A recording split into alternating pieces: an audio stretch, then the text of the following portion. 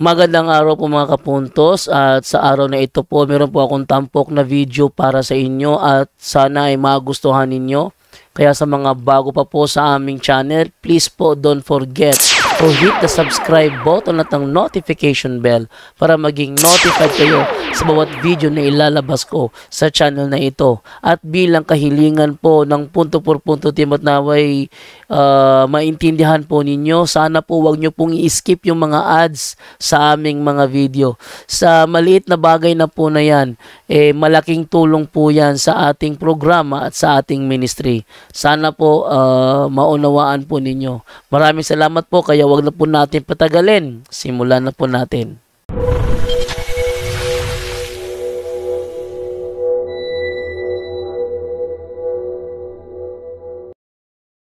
Hello! Magandang araw po. Kumusta na po kayo? Ngayon po ay Martes. Sorrowful Mystery po. Simulan natin. Let us start our day with God, not with gadgets. Okay? At kumusta po kayo? Sana po ay nasa mabuting kalagayan po tayo. And then, pasalamat tayo sa Panginoon dahil binigyan niya tayo ng additional na araw, additional na lakas, additional na opportunity to continue to propagate His teaching here in social media, mga kapatid. So, salamat tayo. Binigyan ako ng magandang t-shirt ni Ate Milet at Attorney Amora. Nakikita kami kagabi. So, ang isi-share ko sa inyo ngayon, mga kapatid, ganda po. Sa aklat po ito ni Father Jose Francisco Siquia. Dami pong bumili nito. So, para ma-share ko naman yung mga research niya, compilation niya, mas mabuti na i-share ko bawat pages, no, na nabasa natin until matapos tayo. Okay, hindi pa tayo matapos dahil ang dami pang mga dapat babasahin, dapat i-share ko sa inyo. Okay? So, ito po ay galing kay Father Siquia.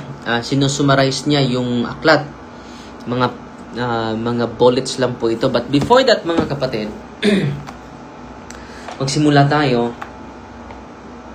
Mas mabuti na greetings muna tayo ngayon, no? Ang unang nanood sa atin ngayon, hello? May audio na po. May audio naman, mga kapatid. Si Flor Delisa is watching. Unang nanood sa atin. So, 5 minutes greetings. Si pangalawa ay si Melvin Melendres nanood sa atin. Sino pa? Si kapatid na Alvin Gubantes. Magandang araw sa iyo, kapatid. At si Jeremy Kirul is watching. Si Nabel Igams. Si Luz Biminda Mina nanood sa atin. Si Carms Gimperua Reo. Si Norin Alvarado. Si Sortida Fres. Good morning, Father Darwin. Good morning, Igsoon. Si Mary Jean Kayita Gual Diaz, no? Hello, Father Darwin. Good morning. Good morning, Igsoon. Si Darren Salomon. Nagtanaw sa ato, Si Victoria Baldicantos Frats. Nanood sa atin. Si Carl Thomas Giagan. Si Merly, good morning. Watching from CDO. Kumusta sa mga taga-Gayan de Oro? Si Daryl Salomon.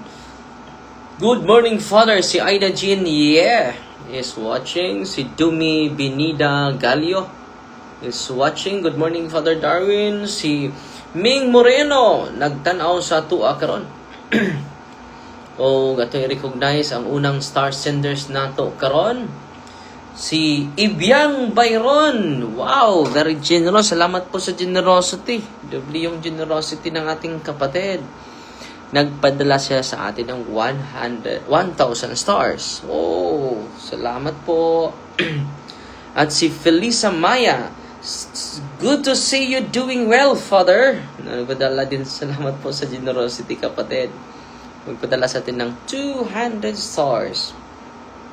Si Ginafe Daguhoy Piater, GDP. Good morning, Father D. God bless. Og amping kanunay. Nagpadala sa atin ng 200 stars. Salamat po.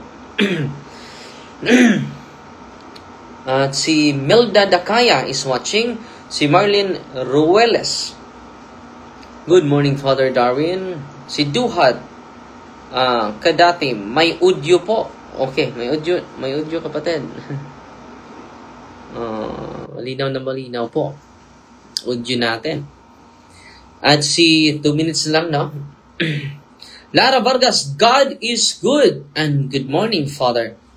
Si Rems Heribias Gambalan is watching. Si Noren Alvarado. Good morning, Father D.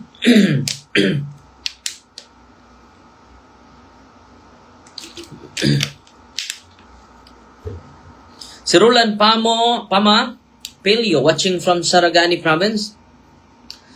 Good morning, Father. Sara Basa is watching. Si Isadora Tuliles Dabad. Mayong buntag. O si Maria Zales Bernaldez Piquiro. Good morning, Father D. Good morning. Si Flordeles Ibo Nalo Johnson. Los Mina. Good morning, Father. God bless. How are you? Okay na ba yung mga operasyon rin? Okay na kaayo? Pwede na mo lukso. Pero January 16 pa tayo babalik sa parokya. Bakasyon na lang tayo ng ilang araw, no? Peri Gabotero Mahasol, good morning, Father. Unta makamisakat sa Cebu Metropolitan Cathedral. Wala akong schedule. Gracia Amatorio, good morning, Father. Si Itel Tableso, Ate Itel, kumusta na po kayo? At sana po ay nasa mabuting kalagayan po kayo. Si Evelyn Villar Bo, bisan nagpakaila na sila sa Diyos. Wala nila siya pasidunggi ingon ni Diyos. Ning buhat sila hinuon, maoy ilang gihinuktukan. Ang mga hunahuna nga walay dapat hangtod sa Roma. Singkutlo lang siya. No? Salamat sa inyo, ha? So ngayon, magsimula na tayo, mga kapatid. Ito po ay galing kay I summarize some of the thoughts of Heinrich Schleyer in his work Principalities and Powers in the New Testament. Ito po ay akda ng isang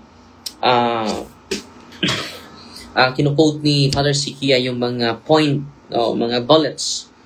The battle between the church and the devil in time. The battle between the church and the devil in time. Jesus has conquered the powers and principalities, and they await only the final breaking of their power and their eternal damnation. Ang totoo, mga kapatid, na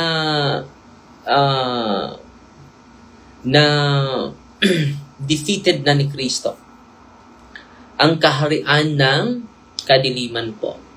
And then naghihintay na lang sa final condemnation nila. No? Tapos na po ang laban between God and Satan po. Nanalo na po tayo, victorious na po tayo. Pero sad to say, hindi natin yan na-appreciate.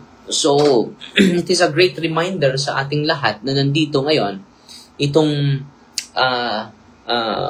summary ni Father Sikia kay sa isang magsusulat na si Schleyer, Principalities and the Powers of the New Testament. Conquer the powers, has conquered, past tense po. Natalo na po yung demonyo, mga kapatid. Yan po ang magandang balita ko sa inyo. But until then, they will be excluded from the place where Jesus Christ is. Kung nandyan si Kristo, they are excluded. They are expelled.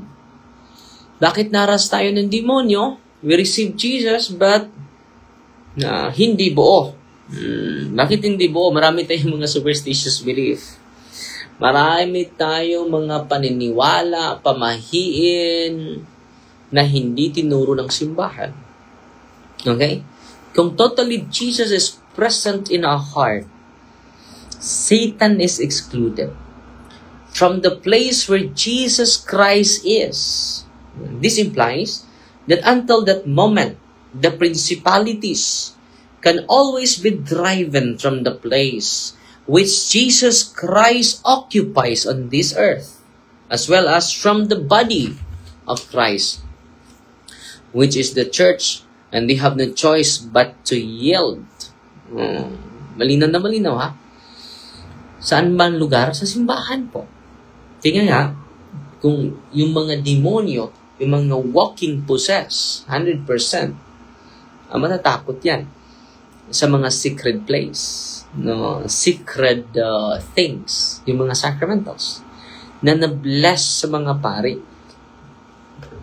Kaya nga, yung isang iglesia ni Cristo na tatay na wala sa kanila, by birth po siya na iglesia ni Cristo, at ngayon po ay nagpabinyag na po yung buong pamilya. Nakita niya, ordinaryong tubig, binibless ng pari, na-torture yung demonyo sa loob ng katawan. So, paano yan? Ordinaryong tubig lang yan. Ordinaryong olive oil lang yan. Binibless mo, Father. At grabe na yung torture. Lalo-lalo yung prayer ng Hail Mary, Father, sabi niya. Yung Our Father, Father, ano bang nandyan? Bakit ang sakit? No? Para sa mga demonyo na nakapasok sa anak ko, Father. Yun po. Because it is blessed by the priest. They have no other expectation than the final breaking of their power and their eternal condemnation. So ito na po. Alam na po ng demonyo na malapit na po yung mga araw sa kanila. Ang naghihintay na po yung kaparusahan na walang hanggan. Natatakot na po yung demonyo. The New Testament tells us that this can already be seen in their present nature and activity. It can be recognized in the first place in the growing frenzy of their nature, in the world, and in the concentration of their gradual attack on the church. Ito lang talaga yung nila. Laging umatake sa tunay na simbahan. Laging sumasaway, laging umuusig sa tunay na iglesia. Yan po ang kanilang ginagawa ngayon. Maraming mga consecrated hosts ninanakaw. Itong mga satanistang ito. Itong mga occultistang ito.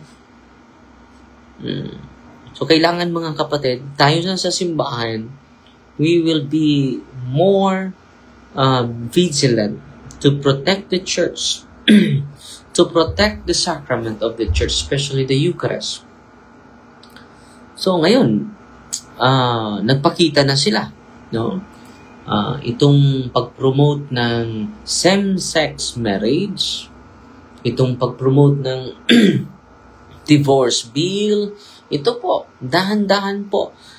Gusto ng demonyo, wala na tayong pananampalataya sa simbahan niya. Kaya tinayo niya yung iglesia, tinayo niya yung simbahan para sa ating lahat.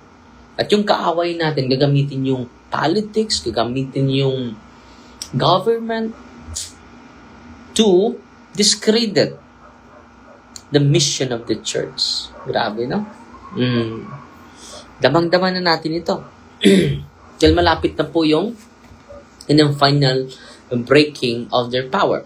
It can also be inferred in that there is one place in this world, there is only one place in this world where they can never settle. Hindi sila mampakali sa lugar na ito. But from which they will always be expelled. This place has been occupied and is held by Jesus Christ through His victory over the principalities. Ano ba yung lugar? Saan ba yung lugar na yan? In it, He continues until the end of time. His conquest of these powers, this place, is the church on earth. ito po ang kanyang simbahan na hindi siya mapakali kapag nandyan pa ang simbahan na tatag ng ating Panginoong Hesukristo. But from which they will always be expelled. Alam nyo, yung mga poses, sasabihin nila, Father, kapag nandyan ako sa simbahan, hindi ako makapakali. Ang init ng naramdaman ko, ang init ng katawan ko. No? Grabe yung reaction niya. No? Yan po. No? Matutorture yung kaaway natin. So, lalo-lalo na kapag tatanggapin natin si Kristo wholeheartedly. Because he, the devils, realizes that the eternal power of Jesus Christ is already present in the church. The eternal power of Jesus Christ is in the church. Wow! Hindi ba kayo natutuwa dyan? No? Ang eternal power, yun ang sinasabi niya. Sa John chapter 20 verse 21 ba yun? Ang Ama ang ibigay sa akin ng kapangyarihan sa lupa at sa langit. And I'll send you to the world. The eternal power of Jesus is already present in the church. Huwag kayong malimot yan. She becomes his principal target dahil nandyan sa simbahan ang eternal power of Jesus Christ. Therefore, siya ang target ng demonyo. The principal target of the demons. The last stronghold which he wants to conquer either openly or by stealth. From outside or from within. So, sino yung tatargetin? The principal target of the demon? The church. Ang simbahan talaga. Wala nang iba pa. No? Ang ganda, no? Sana po ay ma-appreciate nyo po the eternal power of Jesus Christ is in the church through His sacraments, through the hands of the priest, through the hands of the bishop. Wow! No? Sana po ay na-inspire po kayo. So, tatakihin tayo openly, privately, outside or within. So, kailangan natin equip tayo sa kaalaman ng ating simbahan. Equip tayo sa paraan ng Diyos na iniwan niya sa unang mga disipulo. Iniwan niya sa kanyang mga apostol. At hanggang ngayon ay nagpatuloy. Hindi po yan naputol. Hindi totoo yung apostasiya. Na apostasize 100% yung unang iglesia, sabi ng mga pike na mga pastor, mga kapatid. Hindi totoo yan. So, Kristo ay nawala, ang tatag ng tao nagpatuloy, it is irony, mga kapatid. As the Christians were, patuloy tayo, as the Christians, when they were still pagans, were drawn into the orbit of idols. So even now, they are in danger of falling under the power of the gods and demons. So nung una, mga pagkaano pa tayo, no, na-influensya tayo sa mga anito-anita. So they are in danger of the falling under the power of gods and demons. So we will be in danger. Oh, cautious po tayo dyan. The church and the realm in and through which the principalities are defeated time and again by Jesus Christ, and where their final ruin is foreshadowed.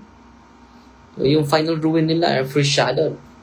So natatakot talaga sila sa simbahan na tatag ni Kristo. As long as we are equipped, lalo na kung equipped tayo. Sad reality ngayon, we are not equipped. No? Maraming mga dioceses walang exorcist. Meron mang exorcist pero inactive. Natatakot. Yan po ang sad reality natin ngayon. At sana tulungan niyo po kami na dito sa Diocese of Tagbilaran magtayo tayo ng center. Magtayo tayo ng office talaga. Yan po ay pag-accommodate sa mga taong hinaharas ng ating kaaway. Pangalawa, Yan po ay avenue to evangelize the people. Pangatlo, it is a training center sa mga pare, kahit hindi exorcist. Willing po tayong mag-share sa ating karanasan at sa ating nalalaman. Dahil next month po, pupunta pa tayo. Next, kung ipabigay sa Panginoon, ay pupunta talaga ako sa Roma for further study, a further conference about demonology, mga kapatid. Hindi tayo hindi tayo titigil sa pag-study para sa inyo. Ito po yung mission ko sa inyo. Hindi ako titigil sa pag-share sa inyo sa mga katotohanan na aking nabasa. Okay? Through baptism. Wow, ang ganda, no? We become members of the body of Christ, the church. So, sa pamagitan ng bautismo, mga kapatid, we become incorporated to the body of Christ, the church. Membro na po tayo sa simbahan na tatag ni Kristo. Through baptism, we are released from the subjection of the evil spirits. Wow! Kaya nga, binyagan natin ng mga bata. Because it is the spiritual privilege and protection for all the children of God. We become the sons and daughters of God. Sons and daughters of God. Baptism transfers our life to another dimension, but still within the grasp of principalities, exposed to their attacks. Indeed, more so than ever. Matapos na mabinyagan tayo, dudublihin yung atake ng ating kaaway. Okay? But through the power of the Holy Spirit, Christians are enabled to ward off these assaults and triumph over the demons, provided they remain in the new dimension of faith. As long as mananatili tayo sa ating malakas na pananampalataya at lalapit sa mga sakramento, we can defeat also demons through the help of God's grace. Nababasa natin yan sa Colossians chapter 1 verse 12 to 13. Giving thanks to God the Father who has made you fit to share the inheritance of the holy ones in the light. He delivered us from the power of darkness and transferred us to the kingdom of His beloved Son. Wow! Ang ganda. So before tayo ng bautismuhan, mga kapatid, we are in the realm of darkness. But now we are in the realm of light, the kingdom of His beloved Son. Wow! Kaya pala, kailangan i-bautismuhan yung bata. Delikado po yung walang bautismo, kapatid. We are in the realm of darkness. We Christians are not yet removed from the sphere where the demons operate. Wala pa tayo hindi pa tayo, nakaiwas sa lugar kung saan nandyan yung demonyo. But the baptism, we can be safe in Jesus Christ in this place of perils. So yung mga bata ninyo, please, bautismuhan nyo na. Huwag nyo nang hintayin yung baktin na lumaki. Ang handa ay importante, pero mas importante yung bautismo. Kahit walang handa, ang pinaka-importante ang mahalaga. Baptism therefore places us in the exposed possession, in an exposed possession to the principalities and powers who operate in heavens of this world. But this is a privileged position because it is also a situation that exposes and opens us towards God. Kahit yung mga demonyo ay nandyan, Paulo Pedro Kapitulo 5, versikulo 8, ang demonyo ay nasa palibot lang, paligid-ligid, nasa ating sanlibutan. No? We need to activate our faith. We are placed as men who in Jesus Christ have access to God. Just imagine, mag-recite lang ng Our Father, very, na po yan. Very meaningful na po yan. Okay? This access to God is what the devil tries to hinder. So, yung access natin sa Panginoon, gusto na harangan ng demonyo. Kaya nga, gusto mo mangumpisal, pero hindi matuloy. Gusto mo magsamba, pero hindi matuloy. Dahil gusto ng demonyo, yung access natin sa Panginoon, haharangin niya. Bakit? Natatakot siya eh. Okay? To keeping men away from baptism and prevent those baptized from abiding in Jesus. So gusto niya na hindi tayo mabautismuhan. Sasabihin ng demonyo, maliit pa yung baktin mo, maghintay ka na lang. Hindi pa umuwi yung asawa mo. Hihintayin na lang natin. Kailangan. Immediate po yung baptism. Hindi kailangan. Ang pinaka-importante nandun yung bata. Dahil it is a great protection. And it is a grace of God. It is the fullness of God's grace. When we receive the baptism, we receive the fullness of God's grace. The sanctifying grace, mga kapatid. Okay? Having no other future than eternal damnation, the principalities concentrate their attack on those who have an eternal future, namely the church and her members. Dahil tayo ay meron na tayong indelible mark through baptism and through confirmation. Meron na tayong magandang kinabukasan. So, the demon will concentrate their attack on those who have an eternal future, the church and the members. The members of the church who have already been delivered from principalities in baptism in Jesus Christ must resist them. The more strongly, they must also endeavor to sacrifice to create in the church a place free from their dominion as a sign of the new heavens and the new earth which are to come. So yan po mga kapatid, let us continue fighting the demon. Christian life is a constant battle against evil. Just as Jesus during his life had to struggle against the devil and his many temptations. He came to defeat evil and defeat the prince of this world, defeat the devil. The devil tempted Jesus many times, and Jesus experienced temptation and persecution throughout his lifetime, and he warned that whoever wants to follow Jesus must be aware of this reality. Okay? Yun ang sabi ni Pope Francis, mga kapatid. So, yan po ang demonology today. Sana po ay may natutunan po kayo. Okay? At pasalamat na lang tayo sa mga star senders natin ngayon. What are the requirements for a priest to be trained there, Father? There are a priest I want to recommend, Father, si Maria Sarmiento. Kung matatapos na yung lugar natin, hindi pa natatapos yung lugar, kapatid.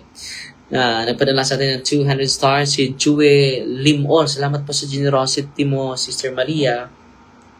Si Jue Limor, good morning, Father. 1 year anniversary po today since nag-follow ko sa imo o mga CFD. Napabago ang spiritual buhay ko. Salamat, Padre, padayon. God is really good. Salamat, Jue Lim. Nagpadala sa atin ng 100 stars. Si Army Parajes. Salamat, sister. Sa iyong generosity, nagpadala ng 50 stars. Si Noel Orense Pilonia Conde, nagpadala din ng 50 stars. At si Gladys Santillan Pinili, happy morning, Father, and everybody here watching. Nagpadala ng 100 stars. Wow! Nagdubli yung generosity. Si Striver Crystal, nagpadala sa atin ng 1,000 stars. Salamat, kapatid. Si Malak Ganil, salamat po sa generosity mo, kapatid. Padala ng 100 stars. At si Binarda Ibarsabal, Jesus I trust in you. Salamat, sister. Nagpadala ng 50 stars. Si Striver Crystal, oh wow, additional 500 stars. Salamat po. All in all is 1,500 stars. Sila, Ladies Choice, good morning po. Father, watching from Cavite. Salamat po sa iyong generosity. Nagpadala ng 100 stars. Si Ikabi Giyark, 100 stars. Salamat sa generosity mo, kapatid. Okay, yan mga star senders natin. Si Janeth Bigata Lerio, nagpadala sa atin ng 99 stars. At si Victor Tangkay Chavez, nagpadala sa atin ng 100 stars. Amen! Good morning, Father D. Keep it up. God bless you. Salamat po. At si Maricel Sungahid Saniko, nagpadala sa atin ng 50 stars. So ngayon, mga kapatid, greetings muna tayo sa mga, hindi ko mabasa lahat ha, no? Si Ana Maria Riteza Istologa. Good morning, Father. Si M. Sampitan Paggalan is watching. Si John Mi Gianzon. Good morning, Father. Pa-shout out po. John Mi Gianzon from Cebu. Si Peliza Maya. Good to see you doing well, Father. Nagpadala sa atin ng 200 stars. Salamat po. Si Yea Aligway Anino. Good morning, Father D. Watching from Agusan del Sur. Si Rosemary Cuenco. Good morning, Father. Si Elisa Abastilas Baguio is watching. Si Angelita Igonia. Good morning, Father. Si Edison Di Miguelio. Nanood sa atin. Good morning, Father. Si Rosalita Martinez is watching. Si Chiki, good morning po, Father Darwin, watching from Davao City. Si Ethel Tableso, good morning, Father. God bless you always. Erlinda Ijera, nanood sa atin ngayon. Si Marlo Santiago, Father, good morning. Si Briner Lin, good morning, Father Darwin. Anyo Berget Gano. Si Myrna Mingito Galos, nanood sa atin. Good morning, maayong buntag, Father. Si Francis Kuya is watching. Si Stepperson Singhet. Good morning, Father. Si Lisa Gonzo. Good morning, Father. Si Juanes Roxanos Zara is watching. Si Ruth Abao. Good morning, Father. Watching from San Mateo Rizal, Clayton Heights Subdivision. Salamat po. Si Gracia Navasca. Good morning, Father D. Si Roland Pamaleres, no, nanood sa atin. Si Nafe, no, Daguhoy Piater, nanood sa atin. Nagpadala 200 stars. Si Aiza Zoy La Chica, good morning, Father. Si Jen Dasigan, good morning po. Si Anton Palma Sapal Jr., good morning, Father D. Si Anton Palma Sapal Jr. is watching. Si Jennifer Navaja, hello, Father, hope you are okay. God bless. No, okay po. Si Junie Reyes, ang Ginoo naa sa kasing-kasing from Bishop Kamumot. Ang Ginoo magubad ka natong tanan, brothers and sisters from San Agustin de Hippo Paris, Magsiko, San Fernando, Cebu. Ang among kuraparuko dire sa Magsiko, si Father Cherish Chester, si Rana. Ako ang sakristan dire sa Magsiko. Good morning, Father, kanatong tanan. Good morning, magpare ka, ha. Si Mel Jeff Tori Falma is watching. Si Jason Miramonte Golpi is watching. Good morning, Father, watching from Jinsan. Oy, kumusta taga Jinsan? Si Mera Mingito Galos, Father, pila kabuok ang holidays of obligation sa Pilipinas. Ang obligation sa Pinas? December 8? No, ano pa? January 1? O December 25, kung hindi ako nagkamali. Yan po. I-research natin sa sunod na araw, ha. Maxima Inojales Escorbidal, nanood sa atin. Si Rosalita Martinez, hi, Father. Si Evelyn Villarbu, no? So, against ito sa simbahan. Okay lang, kapatid, patuloy ka sa iyong tinutunguhan na landas, no? We respect you. Rose Glarian, morning, watching from Cebu. Si Filomena Singsano is watching. Si Melin de Lima Gacosta, good morning, Father, watching from Palo City, Palo Leyte. Si Bibi Soles, nanood sa atin. Father, good morning, mag-ask ko, naabay binisaya ng Book of the List? Ay, na hindi pa natapos po. Jeric Casilak Ageos Ortez, si Chef Olyol, ayun na ka, Father, yes. Si Alien Navarro, Maing Buntag Pans from Macau. Si Ika B. Giart, nagpadala ng 100 stars. Si Shirley Gabi Perez is watching. Si Merly Meloria Araba, good morning, Father D. Si Lady's Choice, nagpadala ng 100 stars. Salamat po sa inyo, ha. At pasalamat na lang ako sa star seniors natin dahil oras na po. Si Mercy Alvarez nagpadala sa atin, wow, salamat po, ng 500 stars. At si Agnes Duty Lagahid nagpadala din ng 500 stars, no? Salamat, mga kapatid. At si Maricel Ngahid Lagahid nagpadala ng 50 stars. Salamat po.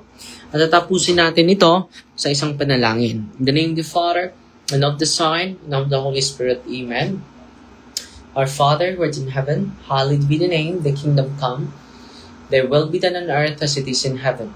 Give us this day our daily bread, and forgive us our trespasses, as we forgive those who trespass against us. And lead us not into temptation, but deliver us from evil. Amen.